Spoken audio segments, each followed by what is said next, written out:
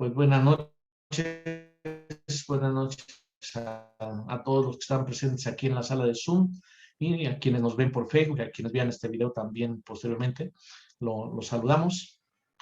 El día de hoy, miércoles 17 de noviembre de 2021, estamos ya en el diálogo constituyente 32, Otilia. Buenas noches. Buenas noches, Otilia. Marco, buenas noches. Pues esperando a ver todas las participaciones de los compañeros que yo creo que van a ser esta noche muy interesantes. Sí, Otilia, esta noche pues vamos a tocar el último capítulo del título 3, que es sobre el autogobierno popular mexicano, y el último capítulo tiene que ver con el Consejo Nacional de Evaluación y Auditoría Pública. Es decir, aparte de las asambleas políticas comunitarias, municipales, estatales y nacional, que serán poder ejecutivo y legislativo, con delegados de sus respectivas jurisdicciones. Después están los consejos técnico-temáticos, como el de salud, de educación, de turismo, de medio ambiente, de obras, de urbanismo, ¿no? Todo eso va a estar en los consejos técnico-temáticos. Y están los consejos gremiales por ocupación,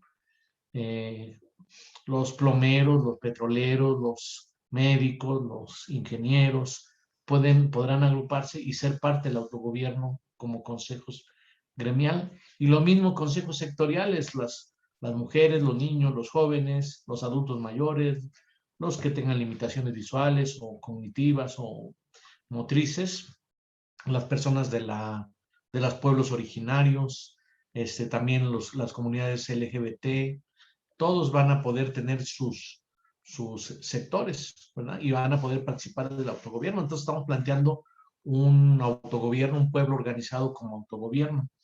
Y como parte de los consejos técnico-temáticos se destaca en la Constitución, en el proyecto constitucional, el Consejo Nacional de Evaluación y Auditoría Pública. Y este consejo tiene este capítulo 5 del título 3, pues tiene solamente 2 artículos. El artículo 56 y 57, los artículos 56 y 57.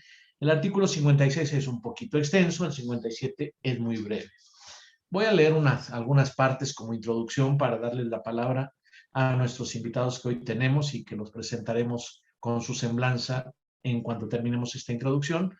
Nuestro compañero Jesús Amos Urrutia, nuestro compañero Alberto Ojeda, también está con nosotros José María Rivas y también está con nosotros Manuel Azúa. Entonces les iremos dando la palabra, pero déjenme leer un poco de lo que dicen estos 2 artículos, ¿no? El artículo 56 dice: funciones del Consejo Nacional de Evaluación y Auditoría Pública. El Consejo Nacional de Evaluación y Auditoría Pública tendrá autonomía técnica y de gestión en el ejercicio de sus atribuciones y para decidir sobre su organización interna, funcionamiento y resoluciones en los términos que disponga la ley. Sería un órgano autónomo. La función de fiscalización debe ser ejercida conforme a los principios de legalidad, definitividad, imparcialidad y confiabilidad. El Consejo Nacional de Evaluación y Auditoría Pública podrá iniciar el proceso de revisión y retroalimentación a partir del primer día hábil del ejercicio fiscal siguiente, o sea, cada año, al inicio del año, sin perjuicio de que las observaciones o recomendaciones que en su caso realice deberán referirse a la información definitiva presentada en la cuenta pública. Asimismo, por lo que corresponde a los trabajos de planeación de las auditorías, el Consejo Nacional de Evaluación y Auditoría Pública podrá solicitar información del ejercicio en curso respecto de procesos concluidos y así tendrá las siguientes funciones. Tiene exactamente 6 funciones. Voy a mencionar brevemente cada una de ellas. Primera función: revisar en forma posterior los ingresos, egresos y deuda federales, las garantías que en su caso otorgue la Asamblea Política Nacional respecto a empréstitos de los estados y municipios. Segunda, revisar los recursos federales que se destinen y se ejerzan por cualquier entidad, persona física o moral, pública o privada, y los transferidos a fideicomisos, fondos y mandatos públicos y privados o cualquier otra figura jurídica. Hay que decir que actualmente hay un organismo, ¿verdad?, de auditoría pública, que recientemente estaba Heréndira Sandoval ahí y la relevaron hace unos meses, ¿verdad? Tercero, rendir un informe específico a la Asamblea Política Nacional y, en su caso, promover las acciones que correspondan ante el Consejo Federal de Justicia Administrativa. Es decir, este consejo va a estar revisando a ver si hay pues un buen manejo de las finanzas públicas en todos los organismos de la Federación. Cuarto, entregar a la Asamblea Política Nacional el último día hábil de los meses de junio y octubre, así como el 20 de febrero del año siguiente al de la presentación de la cuenta pública, los informes individuales de auditoría que concluya durante el periodo respectivo, ¿no? Es decir, tiene que estar dando una información de que todo va bien y la Asamblea Política Nacional revisará y tomará cartas en el asunto. Quinto, investigar los actos u omisiones que implican alguna irregularidad o conducta ilícita en el ingreso, egreso, manejo de custodia y aplicación de fondos y recursos federales y efectuar visitas domiciliarias, etcétera. Es decir, este consejo evitaría hipotéticamente, a ver cómo lo ven nuestros invitados de hoy, que hubiera otra estafa maestra, entre otras cosas como es. Sexto, derivado de sus investigaciones, el Consejo Nacional de Evaluación y Auditoría Pública promoverá las responsabilidades que sean procedentes ante el Consejo Nacional de Justicia Administrativa. Y luego en el artículo 57 dice cómo se integrará este Consejo Nacional de Evaluación y Auditoría Pública, que dice la Asamblea Política Nacional, por el voto de más del 50% de los asambleístas presentes, elegirá a 7 integrantes para la coordinación general del Consejo Nacional de Evaluación y Auditoría Pública. Es decir, este consejo, a diferencia de otros consejos técnicos que se van a elegir por delegados de las comunidades a los municipios, de los municipios a los estados y de los estados a la nacional, este Consejo Nacional lo elige directamente la Asamblea Nacional. Dichos coordinadores generales durarán en su encargo 4 años y podrán ser reelectos por una sola vez.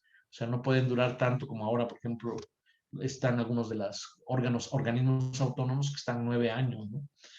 Podrán ser removidos exclusivamente por las causas graves y el procedimiento que la ley señale, con la misma votación requerida para su nombramiento. Y luego dice que para ser integrante de esta coordinación general del Consejo Nacional de Evaluación y Auditoría Pública, se requiere ser mexicano, haber residido en el país al menos durante 5 años inmediatos. Durante el ejercicio de su encargo no podrán formar parte de ningún partido o asociación política ni desempeñar otro trabajo en empresa o institución alguna de manera particular, salvo los no remunerados en asociaciones científicas, docentes, artísticas o de beneficencia. La Asamblea Política Nacional y las demás entidades fiscalizadas facilitarán los auxilios que requiera este Consejo para el ejercicio de sus funciones. Y pues en esencia es lo que dicen estos dos artículos 56 y 57 del proyecto de nueva Constitución mexicana, que por cierto compartimos algunos ejemplares en el evento, en el Encuentro Nacional por la Economía Social y el Cooperativismo. Entonces, con este preámbulo que nos familiariza un poco con el tema que vamos a tocar hoy, es un tema pues muy especial, ¿no? De la vigilancia del proceso, que no es solamente la Asamblea, sino que hay un Consejo Técnico continuamente evaluando la operación financiera y la escrupulosidad de todos los cargos públicos y de todas las organizaciones, de todas las asambleas, de todos los consejos técnico-temáticos, de los consejos gremiales, de los organismos gremiales, de los organismos sectoriales también. Bueno, pues con esa base vamos a dar la palabra, si están de acuerdo, primero a Jesús Amos Urrutia, después a Alberto Ojeda, después seguiría José María Rivas y después Manuel Azúa. Más o menos unos 12, 15 minutos cada uno y luego un diálogo con los demás que estén aquí en el Zoom, en la sala de Zoom, que ya está Itza, está José Sánchez, está Elia Campillo y bueno, están nuestros invitados. Entonces, vamos a dar la palabra a Jesús Amos Urrutia, pero antes le pedimos a la compañera Otilia Valdés que nos diga quién es Jesús Amos Urrutia. Por favor, Otilia.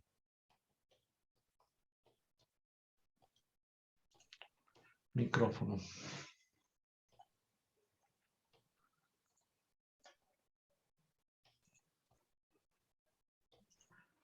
Está cerrado tu micrófono, Tilia.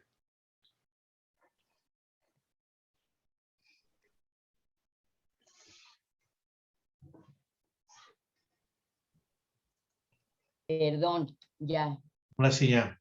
lo abrí. Bueno, ahí voy nuevamente. Nuestro querido compañero Jesús Amosurrutia Silva es egresado del Museo de San Ildefonso. Posee estudios de física experimental, aunque no la terminó.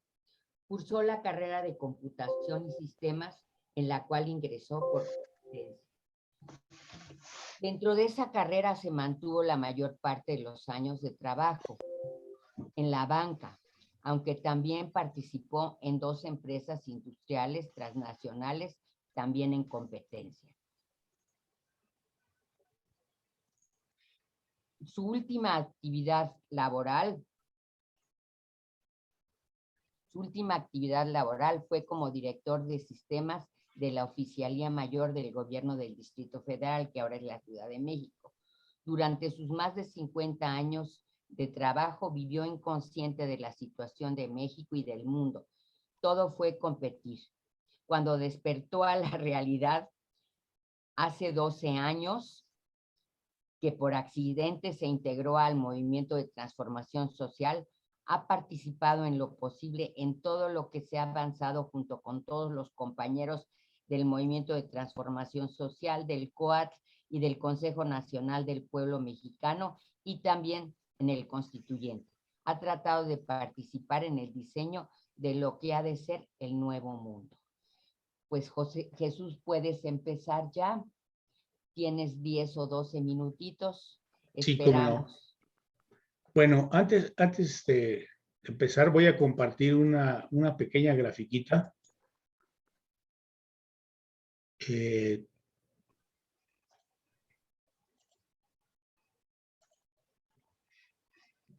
¿Dónde está, señorita?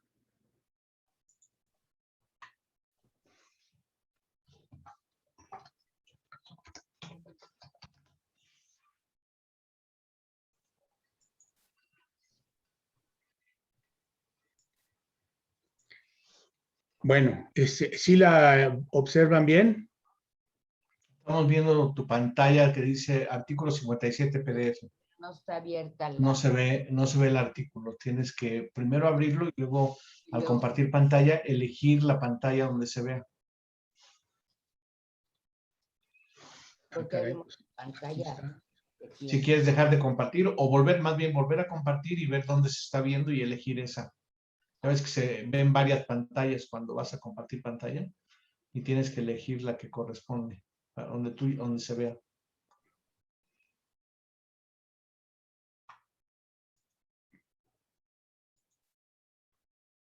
¿No ven esto? Vemos la lista de tus archivos ahorita. Nada más. Estamos en otra pantalla. Ponle otra vez compartir pantalla. Ahí dale 2 clics ahí. En el PDF puedes darle 2 clics y ya se abre. ¿Sí se ve? Se ve tu lista de archivos. Tienes que darle 2 clics seguiditos. Pues yo creo que abre otra pantalla. Por eso es que no la vemos. Él ya lo está viendo en su pantalla, pero nosotros no lo vemos porque es al compartir pantalla. Si quieres, deja de compartir y vuelves a compartir y ya eliges la pantalla.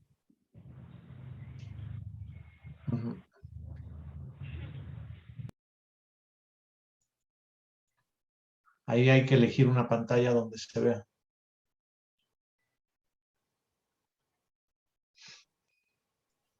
Digo, lo estamos viendo a través de tus lentes. Más o menos de ahí deducimos dónde andas. Pues es que...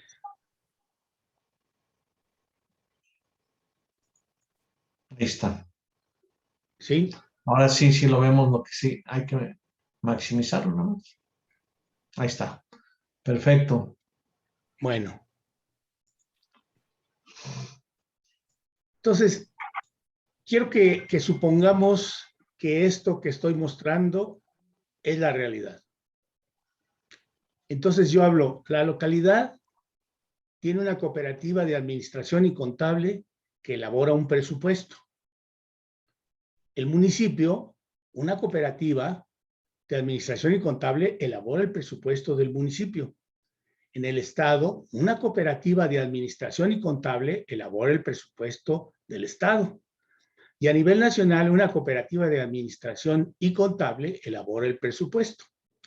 En cada caso, la asamblea local, municipal, estatal y nacional aprueban este presupuesto. Entonces, enseguida, el Banco Central, en función de lo establecido en esos presupuestos, la suma de todos los presupuestos, establece las contribuciones. Entonces ya sabemos cuánto le tenemos que cobrar a cada persona que trabaja en el país. Entonces los trabajadores contribuyen con el porcentaje que se haya establecido por el Banco Central.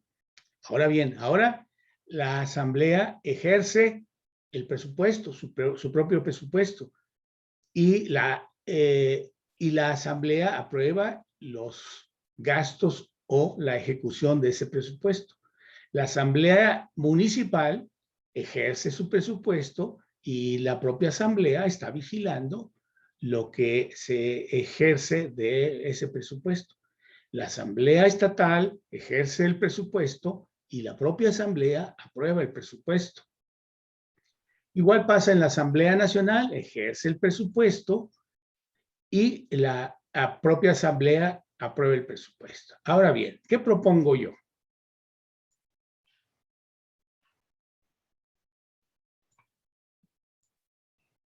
Que el artículo 56 o 56 bis diga: el Consejo Nacional de Presupuestos y Gastos, y pongo participar contra auditar. Este consejo apoyará a los consejos políticos respectivos de presupuestos y en la ejecución, perdón, no se está viendo completo, y en la ejecución de los recursos correspondientes. Entonces, básicamente estamos creando un consejo de científico y técnico de presupuestos, gastos y estadísticas, de modo tal que digo yo en el artículo 57, los profesionales en estadísticas, presupuestos y gastos serán parte de este consejo. Los miembros han de ser evaluados y certificados por la comisión directiva en turno de este consejo científico y técnico. Entonces, con esto, nuestro cuadro quedaría de esta manera.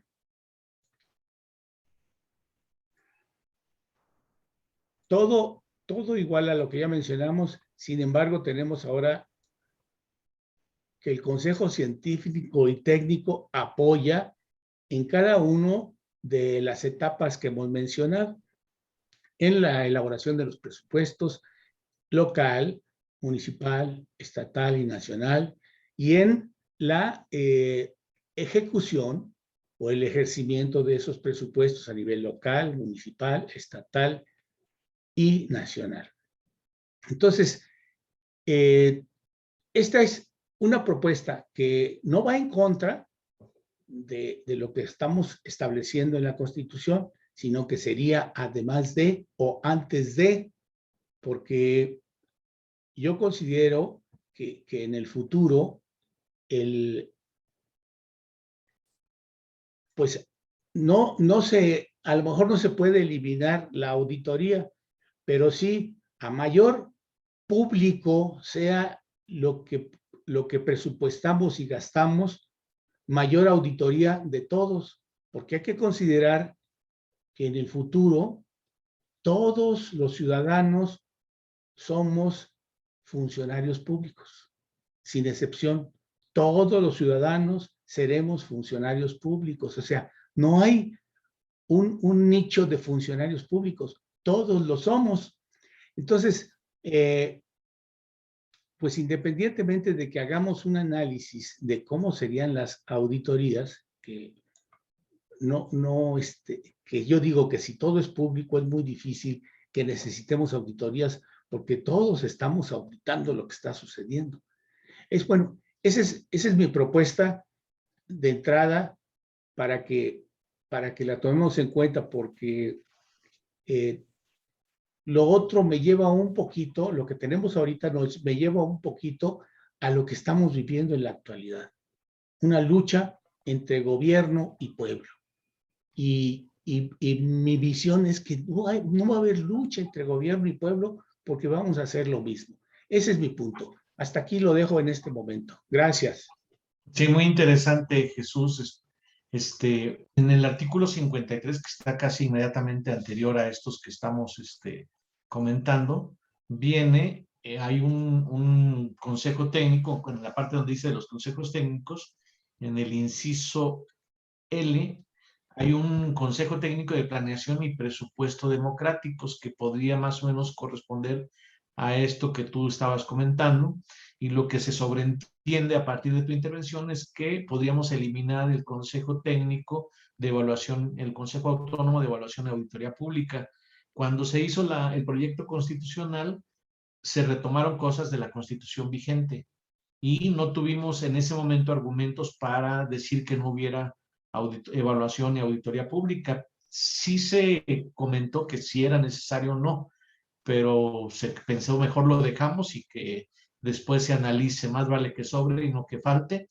Pero ahorita el planteamiento es quitemos lo de evaluación y auditoría, como ahorita está la Secretaría de la Función Pública, y dejemos todo al autocontrol de los consejos técnicos de los demás y de las asambleas políticas, ¿no? Que serían las supervisoras del ejercicio presupuestal por parte de los consejos técnicos gremiales y sectoriales. No sé si quieres agregar algo, Jesús, o ya le damos la palabra. No, me parece correcto, y sí vi el punto que me estás mencionando, y básicamente de ahí lo tomé, nada más que cambié un poquito la nomenclatura. Sí, bueno, muy bien, pues muchas gracias por tu propuesta y por tu comentario, Jesús. Vamos ahora a darle la palabra a nuestro compañero Alberto Ojeda. Le vamos a pedir a nuestra compañera Otilia Valdés que nos diga quién es Alberto Ojeda. Por favor, Otilia. Bueno, pues nuestro compañero José Alberto Ojeda es sociólogo de la UNAM con especialidad en planeación municipal y regional. Tiene diplomados en evaluación de políticas y programas públicos de la Secretaría de Hacienda, Crédito Público y el Coneval. También es diplomado en prevención de la violencia social, en la UNAM y la FES Acatlán. También estudió liderazgo, un diplomado de liderazgo en la UNAM. Y también estudió el modelo de gestión de proyectos sociales en Indesol y la UNAM. Ejerció su profesión por más de 25 años, principalmente en la gestión social y capacitación en los ámbitos de administración pública federal, estatal y municipal. En el Ayuntamiento de Naucalpan estuvo como coordinador de gestión social y urbana. En el Ayuntamiento de Cuautitlán como subdirector del DIF municipal y en el Ayuntamiento de Chalco como director de desarrollo urbano. En el año de 2002 participó en el diseño y ejecución de consultas ciudadanas y autoridades municipales con la consultora Copla en el proyecto del Aeropuerto Internacional para la región Tizayuca-Zapotlán. Durante la administración del ingeniero Cuauhtémoc Cárdenas ocupó el cargo de coordinador, el cargo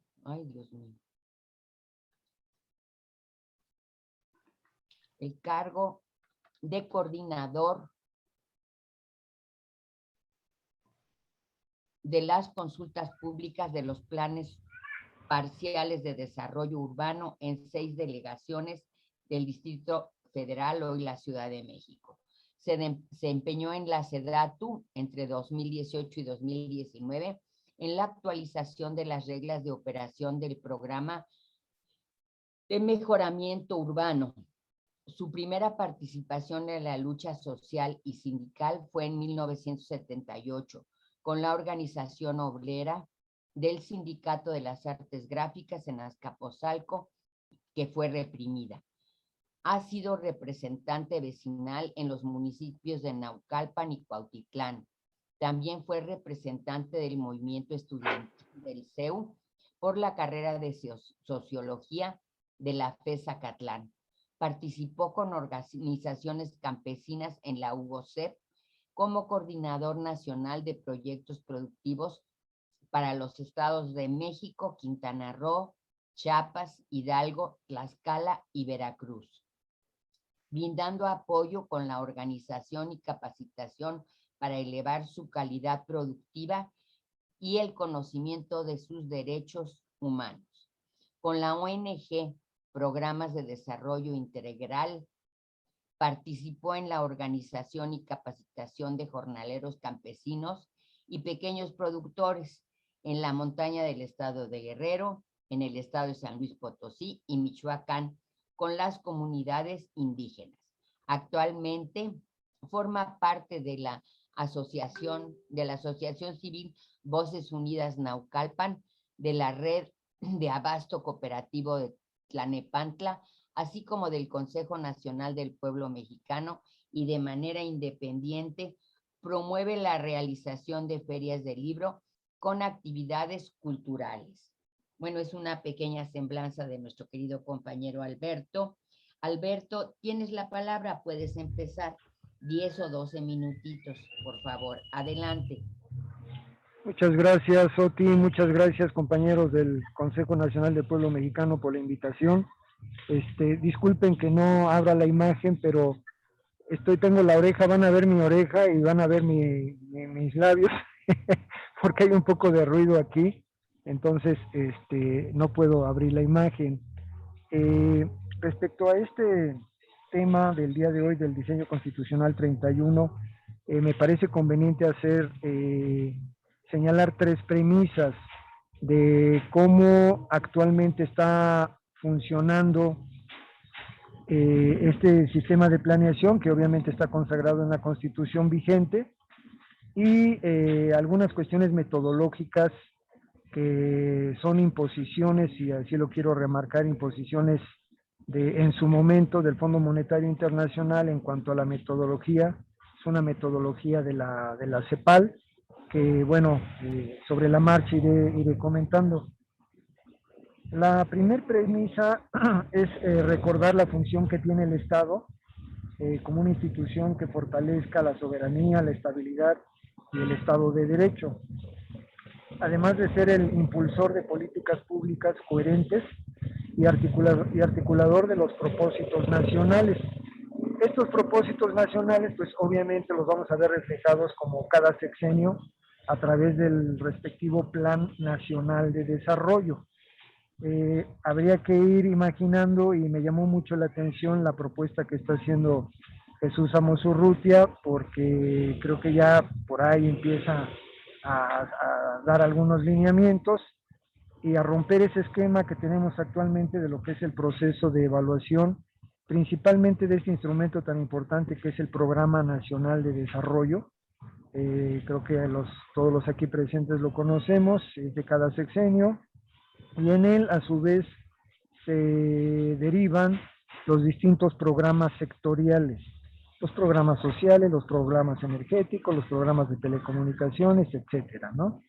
Y cada uno de estos, por ley, desde la propia Constitución hasta las propias leyes secundarias de cada una de las instituciones federales,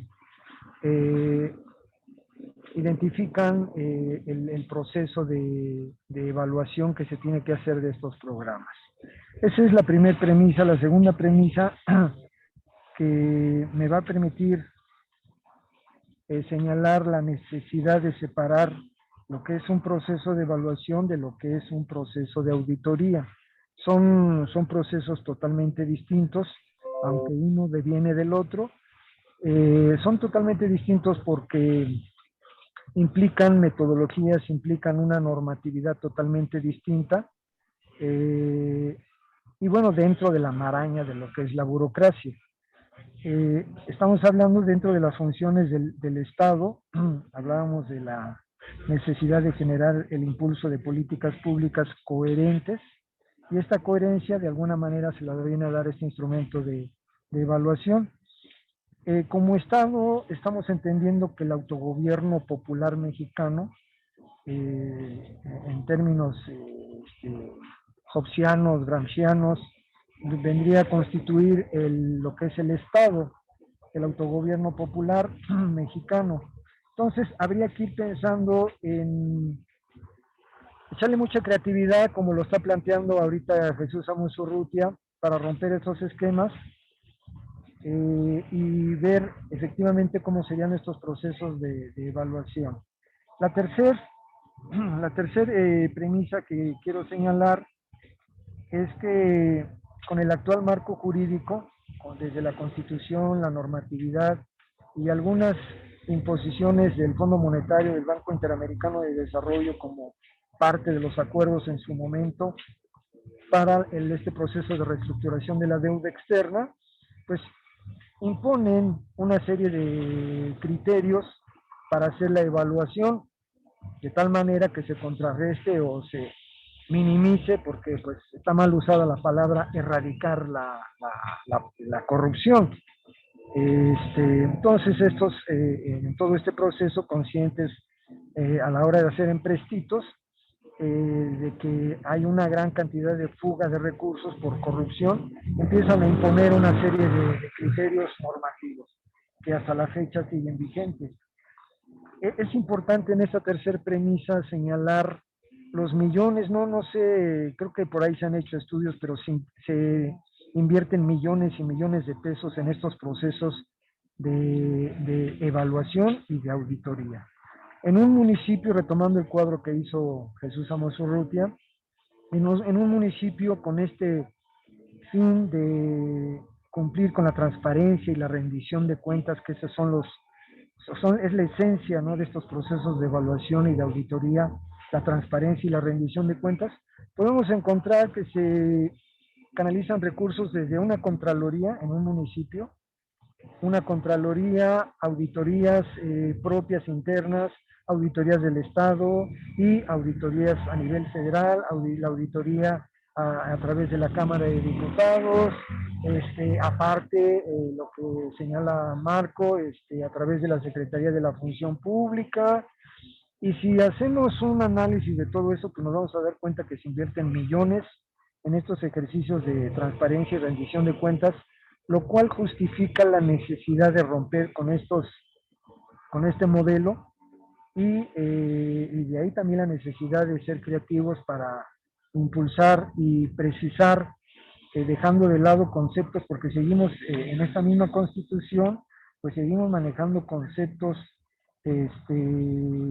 pues los conceptos típicos, ¿no?, de la economía clásica, lo que es la cuenta pública, aquí se mencionan fideicomisos. Entonces habría que sustituir estos conceptos en esta nueva versión de esta nueva Constitución que se está implementando. Esas son las tres premisas que quiero señalar para poder entender cómo actualmente la evaluación lleva unos criterios y debería, creo yo. México es un país muy complejo con una gran cantidad de programas que pues obviamente se harían a través de las distintas estructuras del autogobierno popular, pero que sí amerita separar los procesos de evaluación como parte de un proceso administrativo que es la planeación, la ejecución, la evaluación, ¿no? Es decir, esta evaluación pues lleva algunos criterios como la pertinencia, es decir, la pertinencia de que un diagnóstico en donde se identifica una problemática a nivel nacional o a nivel regional, puede ser, por ejemplo, ahorita la cuestión de la reforma eléctrica, pues partieron de una necesidad, de una problemática real, que es precisamente la necesidad de cambiar la forma del proceso de transformación de la energía con energías a energías limpias. Hay todo un diagnóstico. Bueno, pues si planteamos una serie de objetivos y metas, Esta evaluación consiste precisamente en identificar de esta problemática que se identificó y sus respectivos retos con respecto a una serie de acciones y políticas públicas con metas. Estas metas son las que se van a evaluar porque es la forma metodológica que la CEPAL ha impuesto y que pocos cuestionan. Son pocos los autores, si revisamos bibliografía respecto a estos temas, no se cuestiona esta metodología e incluso lo escuché en una exposición de la Universidad Iberoamericana en cuanto a los programas de estudio de la economía social cooperativa, pues que reconoce, ¿no?, que se utiliza una metodología de la CEPAL. O sea, la metodología de la CEPAL pues es muy cuadrada, no hay un proceso de retroalimentación y de tomar en cuenta el contexto de las distintas regiones, ya sea de un país o de un continente. Entonces, sí lleva, digo, podríamos hablar aquí de la cuestión de la pertinencia, la vinculación y la intervención gubernamental con otras dependencias, la medición de los valores. Seguramente ustedes han oído hablar de la matriz de indicadores de resultados a través del marco, de la metodología del marco lógico. Toda esta metodología, bueno, sirve de alguna manera para darle sentido al quehacer de los funcionarios públicos, pero, insisto, pocos se ha señalado al respecto. Es una metodología impuesta que a la hora de que uno está, porque afortunadamente tuve la experiencia de participar tanto en ayuntamiento como en el gobierno federal, la aplicación de esta metodología, vemos que a la hora de la evaluación de resultados pues sí es muy cuadrado, ¿no? Yo de entrada quiero señalar estas tres premisas y dejar abiertas las preguntas o dudas que tengan los asistentes respecto a esto, y pues ya habría mucho que revisar en cuanto a las funciones que se señalan del Consejo Nacional de Evaluación en los artículos 56.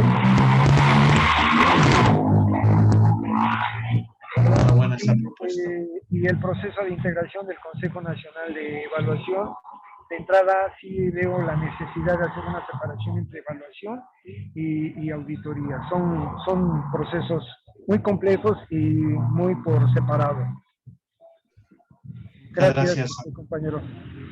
Gracias, Alberto. Veo que coincides bastante con Jesús Urrutia y prácticamente están proponiendo que la evaluación sea por parte de cada uno de los consejos técnicos y en particular del de presupuesto democrático, planeación y presupuesto democrático. Y no, esto que existe ahora de la Secretaría de la Función Pública parece que no tendría necesidad en el nuevo diseño constitucional. Vamos a ver qué opinan José María y Manuel Azúa. Entonces le vamos a dar la palabra a José María. Por favor, Otilia nos va a decir quién es José María Rivas, que ya todos lo conocemos, pero bueno, de todas maneras vamos a escuchar quién es este compañero tan nuestro decano, interesante. Nuestro decano consentido. Bueno, José María Rivas Manzanilla nació en Mérida, Yucatán, el 14 de agosto de 1936. Tiene estudios metalúrgicos. Fue egresado del Castolin Eutetic Institute. No sé cómo se pronuncia. Tiene experiencia profesional de 44 años en la iniciativa privada, siempre en la industria metalúrgica. Iniciando en 1964 como técnico metalúrgico de EM Industrias Metalúrgicas, representante en México de su filial en Suiza, Flushing, en Nueva York, Estados Unidos. Ha ocupado varias responsabilidades en la América Latina. Se retiró en 1986 cuando era gerente del área del Caribe. Se hizo cargo en 1987 de la dirección comercial del grupo ESAB de Gothenburg, Suecia, representada en México por Industria Sigma. En 1990 renunció a la ESAP para hacerse cargo de la dirección de Study del Oro Steel, representada en México por Acair. Renunció en 2002 para hacerse cargo de la dirección de representaciones metalúrgicas S.A. hasta su jubilación en 2006. A partir de entonces se involucró en el movimiento Defendamos el Cerrito de Naucalpan y posteriormente en el MTS, el CUAT, el Consejo Nacional del Pueblo Mexicano. Y también sabe hablar maya, algo de maya, ahí pone recaditos. Adelante, José María, puedes empezar. Gracias, Otilia. Buenas noches a todos por la invitación. Es interesante de que me toque un tema con el cual tuve mucha relación durante mi vida profesional. Tuve que enfrentar y además trabajar con muchos auditores, ¿no? Y para mí, desde mi punto de vista, desde la época que tuve que tratar con ellos, nada más les puedo comentar de una de las muchas empresas. Teníamos una auditoría permanente del departamento de producción, teníamos una auditoría permanente del departamento administrativo y teníamos una auditoría permanente del departamento comercial o de la división comercial de la empresa. O sea, lidiábamos con un grupo de auditores que ¿qué es lo que realmente hacen los auditores?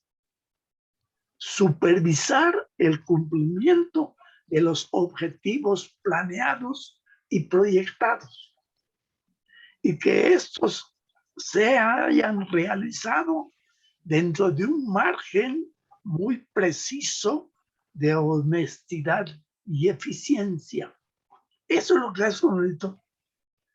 Entonces yo creo que es una actividad que no se puede eliminar del nuevo proyecto histórico, porque aunque el pueblo sea gobierno, como bien dice Jesús, como somos conglomerados o colectivos los que le llevamos a la parte prácticas que se proyectan, evidentemente, como también ella lo dice, se tiene que esperar una resolución efectiva del proyecto y del resultado. Entonces, de hecho, un auditor es un supervisor del colectivo, cualquiera que este sea. Puede ser privado o de gobierno. Yo nunca fui funcionario de gobierno, o sea, funcionario público. Siempre fui privado y siempre me tuve que someter a la investigación que hacía el auditor de los resultados de la empresa que yo representaba o que yo dirigía o que yo organizaba o del departamento correspondiente. Entonces, y lo que yo veo del proyecto de supervisión, le llamo, ¿no?, que es el de evaluación y auditoría, es que tiene una deficiencia que siempre le critiqué a los auditores. Siempre se las critiqué y evidentemente las critiqué a los presidentes de las empresas con los cuales trabajaban, que no tenían poder para resolver los errores que se cometían en un determinado proceso o procedimiento o proyecto. O sea, tenían que someterse primero. No les voy a presumir, pero les voy a decir de dónde viene mi visión de la auditoría. Un auditor encontraba una falla en el departamento de producción de la empresa. ¿Y cuál era su camino? Iba a comentarlo con el director, que era en ese momento un servidor, y me explicaba dónde estaba la falla. Y ahí no se resolvía nada, ni el auditor, ni el que está hablando. Porque entonces, como yo reportaba a una empresa en Estocolmo, en Suecia, tenía que comentarle al presidente de la empresa en Suecia de lo que había encontrado el auditor de ese departamento, producción, administración o comercial. Y hasta que el comentario llegaba a esos niveles, entonces se tomaba una decisión de qué hacer por los errores cometidos o por los fraudes cometidos, que tuvimos muchos en varias ocasiones, etcétera, ¿no? Recomendados por el auditor. Lo que yo siempre pensé del auditor es que él debería de actuar de inmediato cuando encuentra un error y cuando encuentra un fraude o cuando encuentra una mala aplicación de un proyecto. Debía tener la facultad de actuar inmediato para resolver con el involucrado el problema. ¿Por qué? Porque de lo contrario, el que habla tuvo que enfrentar 3 fraudes, uno de ellos muy importante. Nada más que como tenía que pasar todo el proceso desde el auditor hasta mi trato después con el presidente de la empresa, el que había cometido el fraude se da cuenta de la historia, porque había sido sometido a auditoría y sabía en dónde había fallado, desapareció. Entonces, cuando se quieren tomar una actitud para corregir el error o para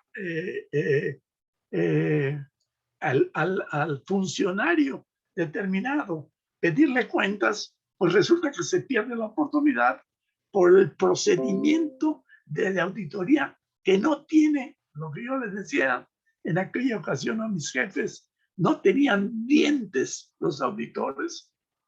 ¿Por qué? Primero tenían que hablar conmigo, que yo era el administrador de la empresa o el director. Después yo tenía que hablar con mi jefe internacional y por último tenía que ir a Suecia, pues sí era la cosa muy seria, para hablarlo con el presidente de la empresa. Y a la hora de tomar acción, el que había cometido el error o había cometido el fraude o había cometido alguna barbaridad entre la empresa, ya no podía resolverse porque se había desaparecido, ¿no? Tuve que participar en varios casos. Por eso yo digo que está muy bien lo de la auditoría que se menciona, nada más que hay que ver una forma de darle dientes. O sea, que el auditor en el momento que encuentra una falla o un error, lo resuelva de inmediato con el involucrado. Eso es lo que debe ser. Sea un consejo local, sea un consejo municipal, sea un consejo estatal o sea el consejo nacional. El auditor, o sea, el supervisor, les llamo yo, de que los resultados sean los adecuados de lo proyectado, debe tener la facultad de actuar de inmediato, cosa que no se prevé ni en el artículo 56 ni el 57, porque se toma lo que sucede con los auditores hoy, que es, bueno, tiene que intervenir la ley, él no tiene la facultad de utilizarla y entonces tiene que entrar en un proceso determinado que evita que sea efectiva la supervisión que hizo. ¿Cierto? Y tienen razón un poco Jesús en decir que vamos a hacer gobierno y el pueblo es gobierno, sí, pero seremos colectivo. Y es inevitable, con todo respeto para todos nosotros, es inevitable que en un colectivo siempre haya algo que de alguna forma pretenda sacar ventaja en determinado momento. Y para eso sirven los auditores, para evitar que eso suceda. Muy bien, mi comentario es ese nada más. Creo que hay una falla en el artículo 56, 57, porque no se le dan, no se le da la fuerza, como no se le da hoy tampoco, en el sistema actual, la fuerza debida del auditor. Debe de poder actuar de inmediato y corregir los errores que haya encontrado también en forma inmediata y no hasta que el DOS decida a alguien al cual él tiene que reportar, ¿cierto? Muy bien. En la última empresa que trabajé, como digo, me reportaba todo el departamento de auditoría a mí, cuando ellos podían haber tomado las acciones antes de llegar a mí. Pero bien, esa es mi opinión. Pues hay una diferencia ahí entre lo que dijeron Jesús y Alberto y lo que nos dice José María, que él al contrario considera que sí debe estar este Consejo Técnico de Evaluación y Auditoría y además debe ser más efectivo, más ejecutivo para que no se preste a que vaya un burocratismo que no permita la corrección de las cosas equivocadas que pueden cometer. En cualquier colectivo se pueden cometer cosas equivocadas y puede haber alguna tendencia al abuso.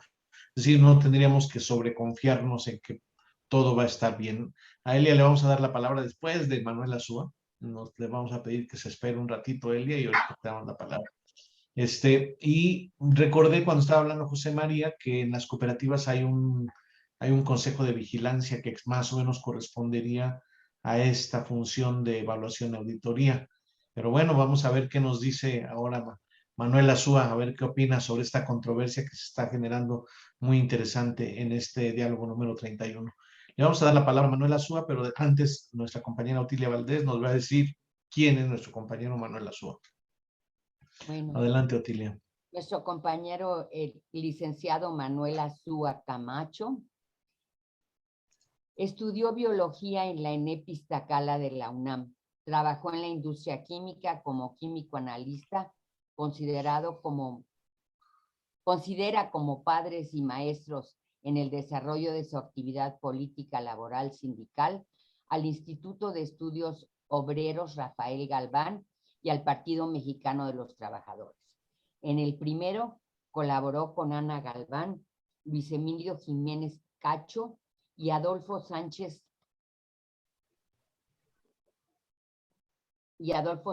Rebolledo, y en el PMT al lado de sus mentores Eberto Castillo, Demetrio Vallejo, Porfirio Martínez y Rosalío Hernández Beltrán, fue militante de tiempo completo, o sea, profesional del partido, como auxiliar de las Secretarías de Relaciones Obreras y Trabajo y Conflictos de dicho partido hasta su fusión con el PSUM, como responsable del Departamento Jurídico en el Estado de Puebla. Cuenta con maestría en Derecho con énfasis laboral por parte de la Universidad Autónoma de Tamaulipas. Pues es una breve semblanza de nuestro compañero. Y Manuel, puedes empezar ya unos 10 o 12 minutos, por favor. Sí. Bueno, pues buenas noches, compañeros. Hoy estoy aquí en la Ciudad de México y de manera muy provisional por aquí me senté por aquí y desde aquí estamos. ¿Puedes subir tantito la cámara, Manuel? Porque sí, se te ve solamente el pecho. Sí, y es que como estoy aquí de una manera muy mal acomodada.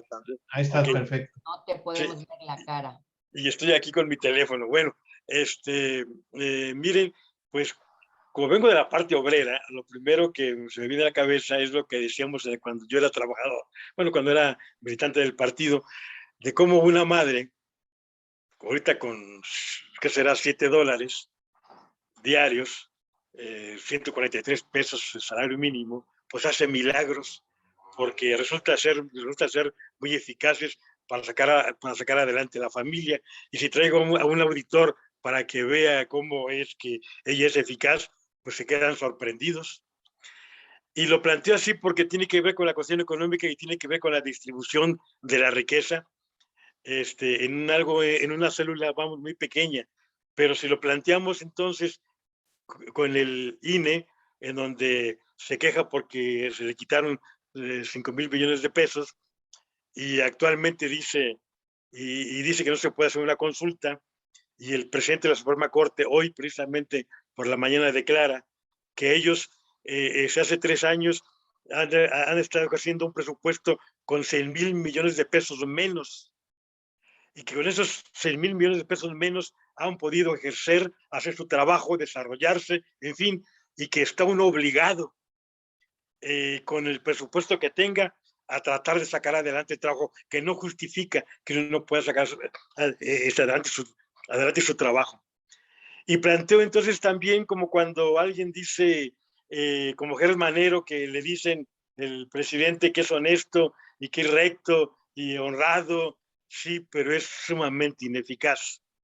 Entonces, tener un consejo de evaluación técnica, como de alguna manera está establecido en nuestra Constitución, es semejante a como está ahora en la propia Constitución actual, en donde este Consejo Nacional de Evaluación, si no lo hacemos, que sea un ente que se encargue efectivamente de revisar los ingresos, los egresos, la deuda federal o pública, ya sea municipal, estatal o de cualquier organismo y que de alguna manera esté fiscalizando los dineros que vienen efectivamente del pueblo, si que no sea eficaz en eso, pues de nada sirve como actualmente la Auditoría Superior de la Federación.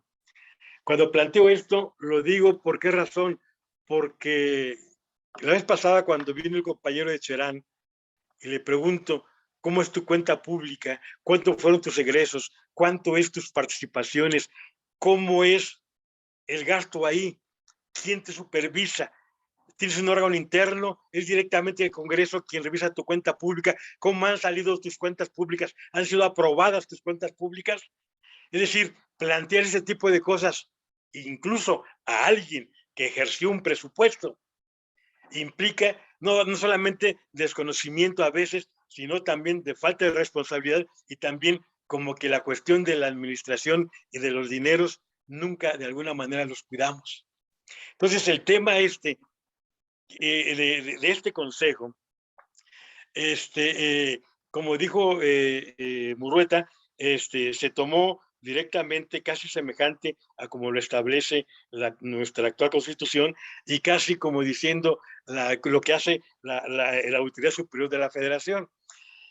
Y casi es muy parecido, no quiero decir que esté mal porque se tome de ahí, porque de alguna manera aquí es el Congreso actual quien elige, determina y nombra, se puede decir, nombra a la Auditoría Superior de la Federación como un ente técnico autónomo, con autonomía técnica, y precisamente para revisar todas las cuentas, la cuenta pública de todos los organismos que sean del Estado, desde la UNAM, desde el IFE, desde el Poder Judicial, y de los estados, de los municipios, de los congresos de los estados.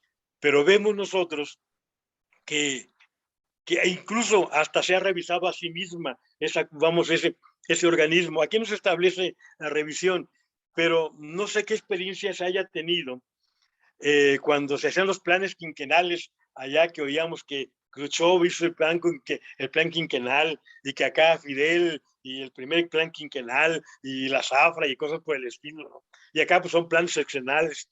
Es decir, si bien se evalúa y también se revisan los ingresos, que es algo sumamente importante, creo yo que mientras no tengamos idea de cómo se administra fiscalmente, de cómo se vigila, de cómo vemos los ingresos, si no sabemos ni tan siquiera de dónde vienen esos ingresos y cómo tenemos que gastarlos y en qué a dónde tenemos que destinarlos.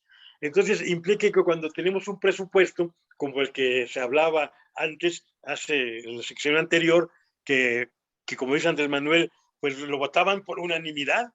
Es decir, ¿a quién le importaba si todo iban a ser los moches, si todo se iba a robar, si no había una Auditoría Superior de la Federación que pudiera vigilar? Y que cuando mucho llegó a vigilar, pues al Duarte, pero lo llegó a vigilar a Duarte de Chihuahua o el de Veracruz, y que de alguna manera fueron sancionados porque llegan gobiernos distintos al que estaba, ¿no? Es decir, ¿cuándo se sanciona al Congreso de la Unión porque se haya gastado de más, o al Poder Judicial por esos salarios que tienen, muy altos?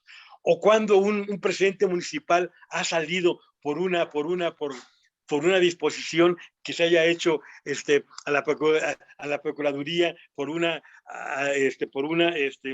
Auditoría Superior de la Federación. Es decir, casi no existen. Es nulo el trabajo de fiscalización que hemos tenido durante muchos, pero muchos años. Y lo hemos tenido también porque no hemos estado atentos efectivamente a qué es el presupuesto, a qué es la ley de ingresos y a cómo se ejerce el presupuesto público, ¿no? Creo yo que yo no le tendría mucho que hacer, porque de alguna manera lo que yo veo aquí es lo que con otras palabras y con algunas diferencias y con algunos detalles que encontré, como cuáles, como que bueno, es específicamente el fundamento de este consejo, pues lo encontramos en el artículo 30, que son sobre que la Asamblea elige al Consejo Coordinador y elige al coordinador de organización y al coordinador de finanzas. Y luego, en el artículo 41, bueno, pues las comisiones, habla de las comisiones, y habla una de ellas de la recaudación, de la recaudación de las contribuciones.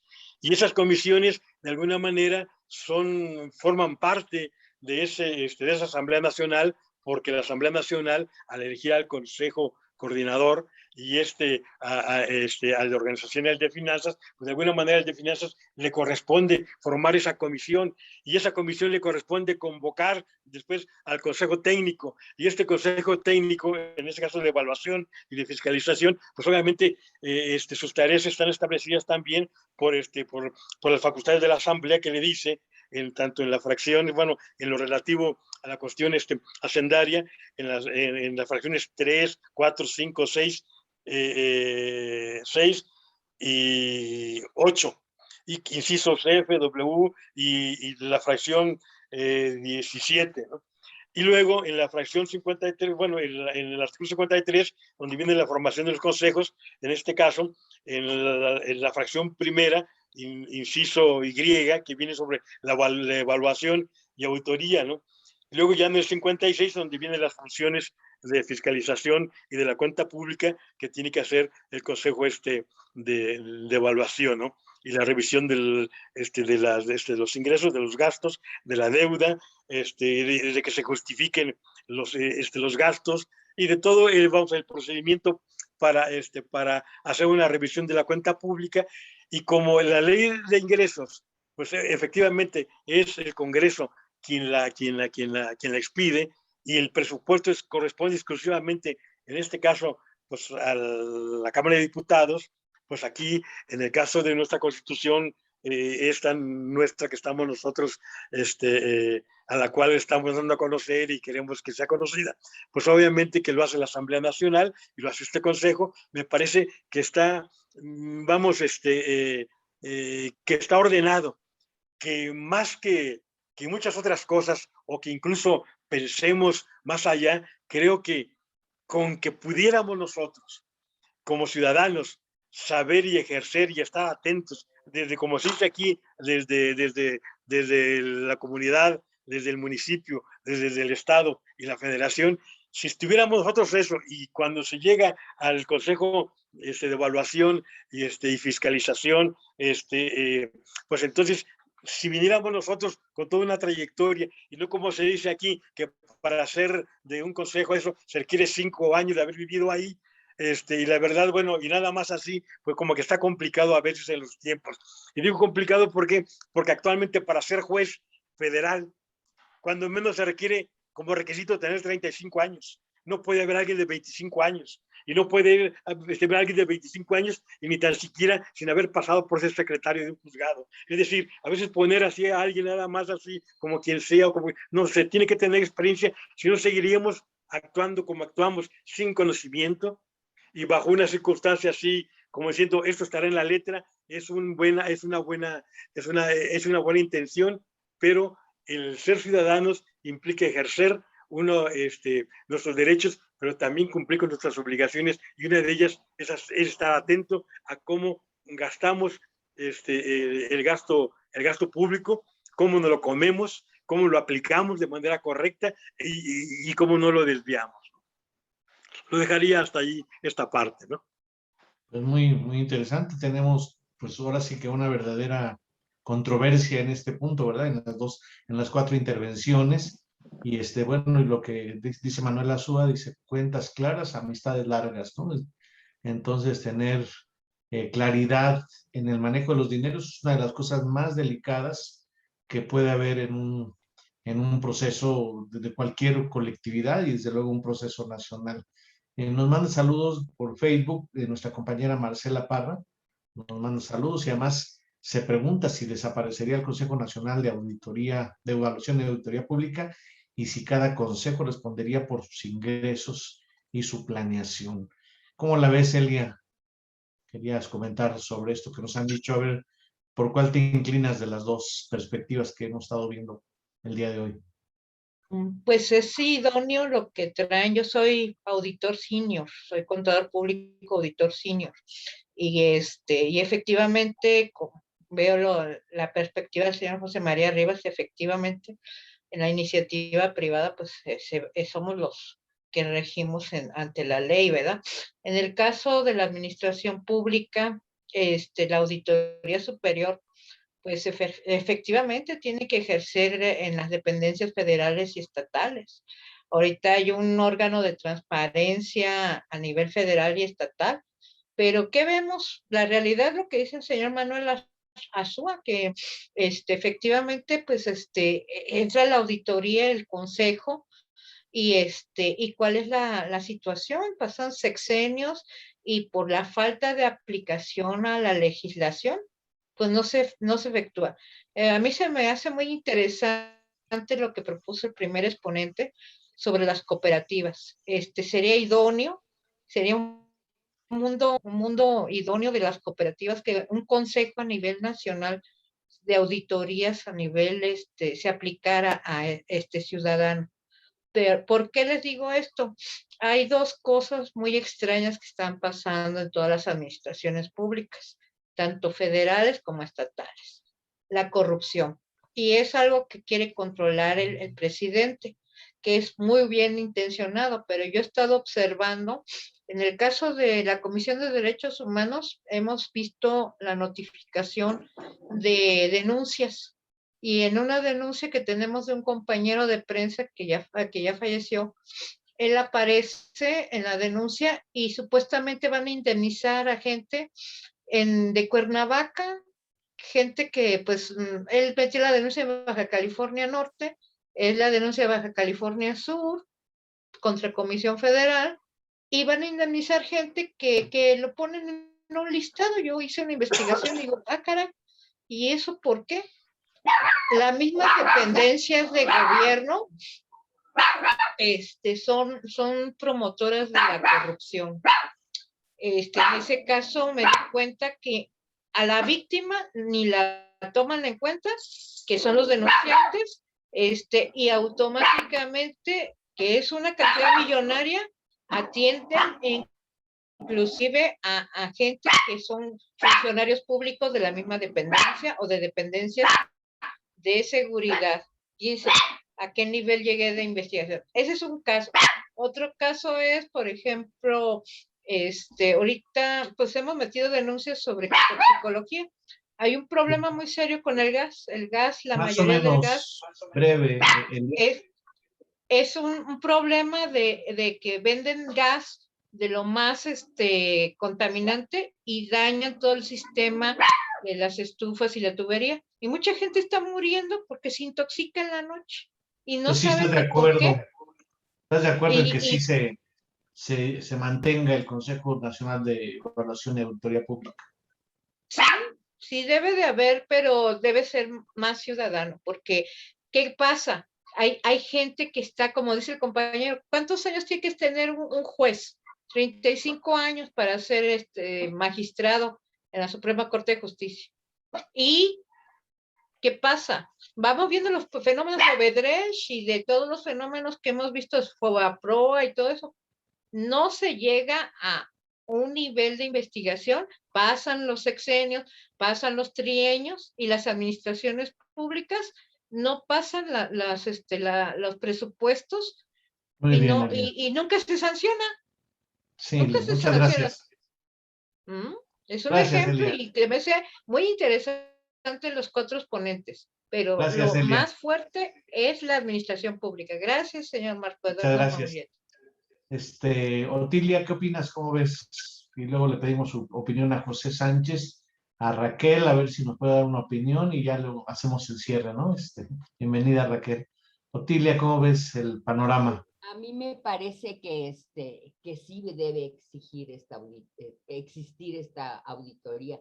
A mí me parece que inclusive, como lo decía José María, que inclusive no pensando en un fraude o en un abuso, hay necesidad de vigilar y tiene que ser una persona que maneje bien las cosas. No pensaría yo que a lo mejor hay un fraude, que puede haberlo, no tenemos que descartar, pero puede haber errores también, y esos errores alguien los tiene que marcar. Entonces yo sí estaría a favor de que existiera este organismo, sí. Con más dientes, como dice José María. Sí, también que tenga oportunidad de poder actuar. Sí, estoy de acuerdo con José María, totalmente de acuerdo con José María. Sí, que pudiera actuar en el momento, porque si ya actúa después de que pasó por muchos filtros, pues ya sería difícil. Bueno, muy bien, gracias, Otilia. ¿Tienes alguna opinión, José Sánchez? Sí, gracias, Marco. Sí, con mucho gusto. Mira, totalmente de acuerdo con Jesús Amozurrutia, y yo estoy totalmente de acuerdo en que entre más público se haga todos estos movimientos, más nos vamos a enterar y más podemos opinar y menos van a poder robar. Una felicitación a todos, pero muy de acuerdo con Jesús. Gracias. Sí, bueno, esa es una cosa que dice José que sería importante, ¿no? Que todos los ingresos y egresos pudieran estar accesibles en un sitio web. Sería interesante y que, no sé, en ese caso, como dice José, casi todo el pueblo sería el auditor, ¿no? El evaluador, pero habría que ver si no se requiere un organismo que lo haga específicamente, ¿no? Que genere los reportes, las observaciones y lo que propone José María, que tuviera algún tipo de ejecutividad, ¿no? ¿Tú qué opinas, Raquel?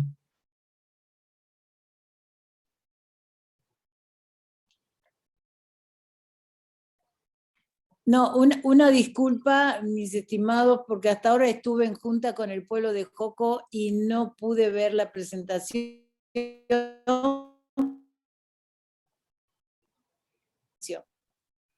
Bueno, gracias, Raquel. Entonces vamos a cerrar nuestra reunión del día de hoy, nuestro diálogo número 31. Le vamos a pedir a nuestros invitados que hagan su conclusión de esta noche. ¿Tú qué conclusión sacas, Jesús? Está cerrado tu micro.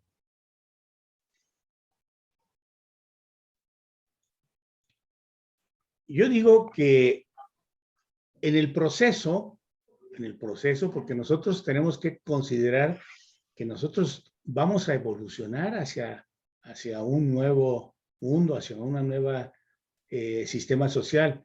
En el proceso sí tenemos que tener una vigilancia, y más que como una vigilancia que castigue, como una vigilancia, como han dicho algunos, que esté corrigiendo constantemente.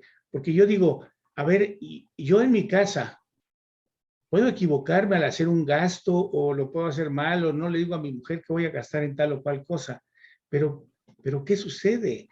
Yo soy el responsable. Esa es la gran diferencia. Entonces, yo digo, sí, si alguien me enseña a hacer bien mis gastos en la casa, se lo voy a agradecer mucho, e iré corrigiendo mis errores en la ejecución de mis gastos. Pero recordemos que nosotros vamos a hacer los presupuestos y nosotros vamos a ejercer los gastos. Entonces, ahora, en el proceso estoy de acuerdo que haya auditores, y si los cambiamos por auditores, en vez de auditores, personas que estén cuidando que hagamos las cosas bien, a lo mejor con castigo o no, es lo de menos, pero que vayamos evolucionando hacia ser mejores todos. Gracias. Esa sería mi conclusión de todo esto. Gracias. Jesús, ¿y no sería bueno que tu esposa te hiciera auditoría de vez en cuando? Claro, claro que sí, y la hacemos juntos, ¿verdad? Pero lo hacemos juntos, que eso es lo importante, que sí lo hagamos, pero lo hagamos juntos, no que sea una especie de lucha entre una persona y otra, sino que igual sea... podría ser con los hijos, ¿verdad? Hacer un presupuesto. Exactamente. Sí, mija. Entonces, bueno, a propósito, ya está protestando. Entonces, sí, estoy de acuerdo, o sea, pero es apoyo, es ayuda, es convivencia. Es lo que yo concluiría de esta reunión. Interesante la analogía, porque sí, yo recomiendo como psicólogo que los niños, los hijos, los jóvenes participen del diseño presupuestal familiar y no solamente pidan, ¿no? Pero bueno, Ahí está la conclusión de Jesús Amorzacutia. Le vamos a pedir su conclusión a Alberto. Alberto Ojeda, ¿qué opinas para cerrar este día? Pues remarcaría nada más dos cuestiones. Definitivamente sí se requieren los procesos de evaluación. Yo lo que marco es que sea por separado, evaluación y auditoría por separado, precisamente por la complejidad de los procesos. Y por otro lado, remarcar los millones y millones de pesos que nos vamos a ahorrar con esta nueva propuesta, dado que se invierte mucho en estos procesos de transparencia, de evaluación y de auditoría. Y el otro tema, hay que trabajar en el recurso humano, es decir, se tiene que profesionalizar a los servidores públicos. Creo que ahí se puede hacer una importante inversión en la capacitación, en formación ética y lo que se llama ahora el servicio profesional de carrera, para que quienes ocupen los cargos en el manejo de recursos sea por méritos. Yo nada más agregaría ese punto que creo que me parece de suma importancia. Gracias, Marco. Gracias, Alberto, por estar esta noche aquí con nosotros. Le vamos a dar ahora la palabra a José María Rivas para que nos diga su conclusión de esta noche. Adelante, José María. Bien, pues mi conclusión sería pues la necesidad imperiosa de mantener en el ámbito constitucional la participación de las auditorías, pero darles poder de solución, que sean ejecutivas, yo insisto, y eso, insisto, nuevamente lo repito para que no se piense mal de que yo le tengo mala fe a la gente. No, todos los colectivos evidentemente van a manejar recursos públicos hoy y los nuevos, y esos recursos públicos, cuando son manejados en colectivo, siempre estarán sujetos a poder ser mal utilizados. La única forma de evitarlo es que haya una supervisión precisa y constante, que eso sería lo que debían ser los auditores. Pero como digo, no con las auditorías como funcionan hoy. Cuando se decía tomar una acción, ya había pasado tanto tiempo del error cometido que ya no era posible. No, ¿de qué sirvió la auditoría? Pues de nada. ¿Sí? Una pregunta, José María. ¿Crees que en el futuro esa función de supervisión y auditoría se pudiera automatizar y hacerlo por parte de un sistema electrónico? Es probable que sí, claro que sí. La tecnología nos podría ayudar muchísimo, claro. Pero que anuncie, aquí no checa algo y sale un foco rojo, ¿no? Y lo canaliza a la instancia correspondiente. Y tiene que haber alguien que maneje esa tecnología, ¿no? Sí, tiene que estar programada por alguien de todas maneras. Sí. Pero ya no es posible, con lo que estabas diciendo, que con el tiempo entre más generosidad en la gente con el nuevo modelo que implica la Constitución y entre una especie de confianza, porque ya sabemos que nadie roba, un poco a veces como en alguna colonia o antes, ¿no? Que se dejaban los coches abiertos, las casas estaban abiertas porque sabía que la gente no iba a entrar, ¿no? Y ahora ya ves cómo se protegen, pero si hubiera un clima de seguridad, de confianza, pudiera ser que en el futuro se automatizara y dejara de ser necesario un consejo.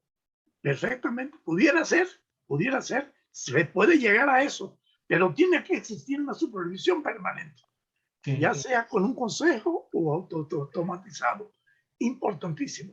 De lo contrario, siempre vamos a tener situaciones que sean difíciles de controlar, como cualquier colectivo. Creo que está claro que no debemos caer en sobreconfianza y en decir que no es necesaria estar al pendiente, ¿verdad? Puede ser este consejo o un manejo automatizado, pero tiene que haber una forma de confianza y de seguridad para que la gente no sienta que en cualquier momento puede abusar o la persona sentirse que otros están abusando, porque todo está claro y transparente. Exactamente, ese es el problema. Precisamente ese es. ¿Qué es lo que pasa hoy con los auditorios en general y con los grandes conglomerados?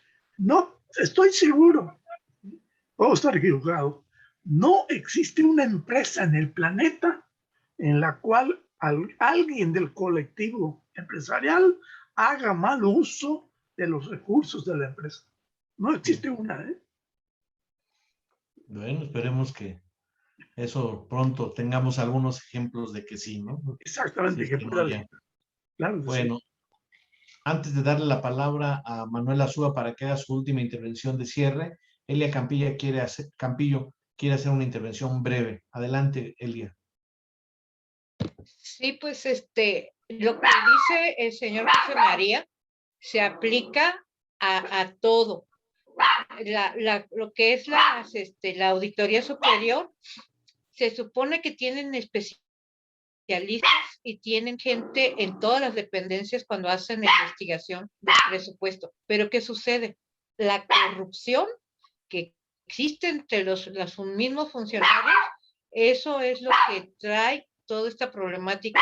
¿Y qué genera eso? No vamos tan lejos. Los ministerios públicos, la aplicación de las denuncias entre las fiscalías y todo se tarda, y mientras la persona que está siendo victimizada o los desaparecidos o los familiares de los desaparecidos sufren atentados. Lo que yo quiero dar a entender con todo esto, que tendría que ser alguien muy especializado en el Consejo de Auditoría que estuviera vigilando todas estas dependencias de gobierno federal y estatal. Y sí, estoy de acuerdo con el señor Jesús Amosurrutia, ¿verdad? Que lo que son un consejo de cooperativas sería lo más idóneo. Es algo bueno, pero tendríamos que ver quiénes estarían participando de la sociedad civil, de las entidades federativas, de los municipios y de la federación. Gracias. Muy bien, pues tú tienes ahí un vigilante también que ladra muy bonito. Está al pendiente de todo lo que decimos. Son 3, por eso me acuesto, porque mire, tienen frío. Ahí están, mira. Bueno, muy bien, pues le damos la palabra a Manuel Azúa para que haga su conclusión de esta noche y con eso terminamos este diálogo número 31. No, pues ya lo dijeron los compañeros, es decir, la transparencia es importante, la participación ciudadana es importante, la profesionalización de quienes auditan y quienes ejercen el gasto público. Creo yo que pues eso es muy importante.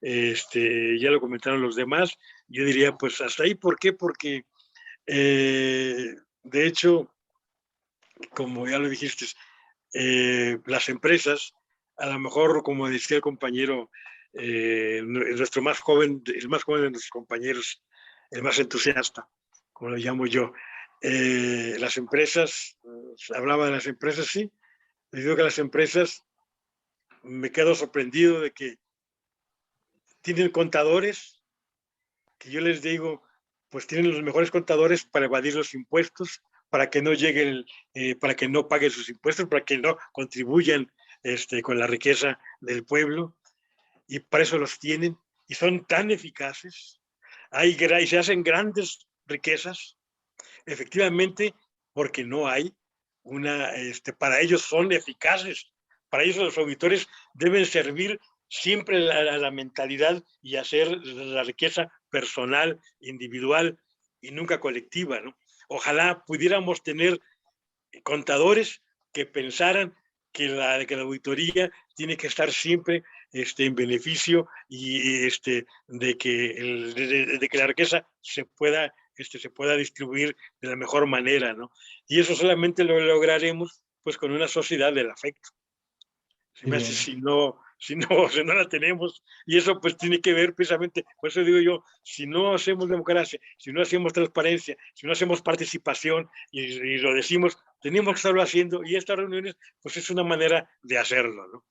Sí. Ahí lo dejo. Muy bien, pues muy interesante resultó esta charla sobre estos dos artículos tan polémicos, ¿verdad? Con muchos elementos, y pues les agradecemos mucho sus conceptos. Esto lo tendremos que discutir ahora con la nueva etapa del Congreso Nacional Constituyente a partir del 5 de febrero a las 10 de la mañana.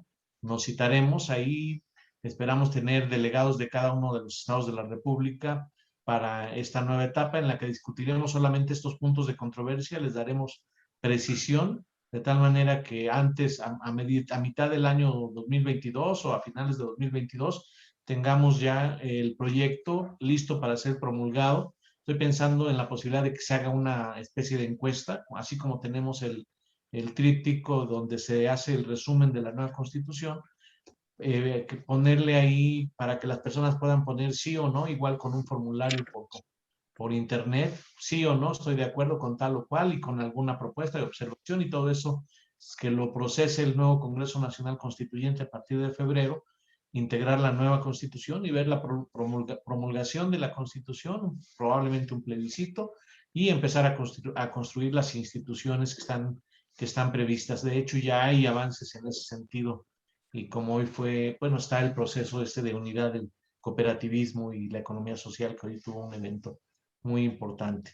Pues les agradecemos que hayan comentado estos planteamientos. Con esto estamos terminando el título 3 de la Constitución. Empezaríamos la próxima semana con el título 4. El título 3 ya saben ustedes que es todo lo referente al autogobierno. Y el título 4 es seguridad, bienestar y desarrollo social. Y empezaremos con el capítulo 1 dentro de 8 días, que es integración y bienestar familiar. Entonces va a estar también muy interesante. Esperamos que nos acompañen la próxima semana, que será día 24 de noviembre, y estaremos analizando este otro tema. Muchas gracias, Jesús Samosurrutia. Muchas gracias, Alberto. Y muchas gracias, José María. Y muchas gracias, Manuel, por estas intervenciones tan interesantes. Y también agradecemos a Raquel y a José Sánchez. ¿Quieres hacer tu cierre también de esta noche? Solo darle las gracias a los participantes, y bueno, ya nos pusieron una cosa que discutir y que pensar más allá, ¿no? Y bueno, Sí. creo que es necesario porque es una parte importante, creo yo, de la Constitución. Es una parte muy importante. Gracias, Otilio. Gracias a todos los que estuvieron presentes, y esperamos que la próxima vez inviten a alguien más. Sí, gracias a Elia Campillo también, que dio también buenas intervenciones, y a nuestra compañera Marcela, de los compañeros que nos ven por Facebook. Les agradecemos su acompañamiento por hoy. Pues muy buenas noches para todos. Gracias, Buenas Juan. noches. Vamos. Buenas noches y gracias. Felicidades por los participantes. Gracias. Buenas noches. Buenas noches, Eli. Nos vemos dentro de 8 días.